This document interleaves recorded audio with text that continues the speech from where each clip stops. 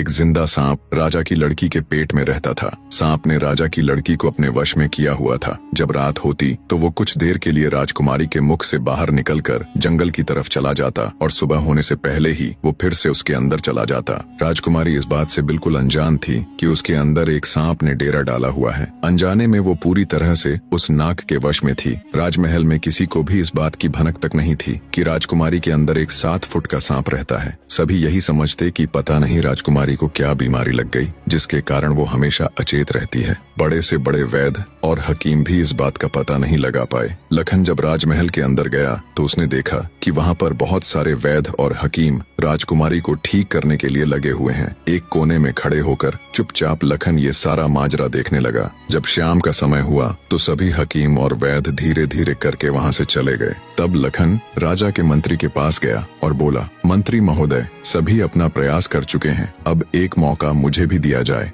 लखन की बात सुन मंत्री उसे अपने साथ ले राजा के पास जाता है और लखन का प्रस्ताव राजा के सामने रखता है। बेचारा हर तरफ से निराश हो चुका राजा एक बार अनमने ढंग से लखन की तरफ देखता है, फिर दुखी मन से कहता है, बताओ तुम मेरी बेटी का इलाज किस प्रकार करोगे। लखन राजा को प्रणाम कर बोला, महाराज, मुझे एक रात अपनी बेटी के साथ ठहरने की इजाजत दीजिए, तभी मैं किसी नतीजे पर पहुंच सकूंगा। एक बात और महाराज, मैं बिल्कुल एकांत में राजकुमारी के साथ रहना चाहता हूँ, तभी मैं अच्छे से ध्यान लगाकर राजकुमारी जी की बीमारी का पता लगा पाऊंगा। लखन की आत्मविश्वास भरी बातों से राजा के मन में हल्की सी उम्मीद जागी। उसने लखन को रात में राजकुमारी के साथ एकांत में रुकने की इजाजत दे दी। राजा की इजाजत मिलते ही लखन राजकुमारी के कक्ष में गया और उससे कुछ दूर एकदम चुपचाप बैठकर उसे देखने लगा। जैसे ही रात के 12 बजे का समय हुआ तो अचेत अवस्था में पड़ी हुई राजकुमारी के मुंह से सांप बाहर निकला और महल के परिसर से होता हुआ जंगल की ओर चला गया। ये सब देख लखन दंग रह गया। वो बिना कुछ हरकत किए चुपचाप वहीं बैठा रहा। जब रात का आखिरी पहर खत्म होने को आया तब वो सांप वापस लौटा और राजकुमारी चंद्रकला के मुख से होता हुआ पूरा उसके अंदर समा गया।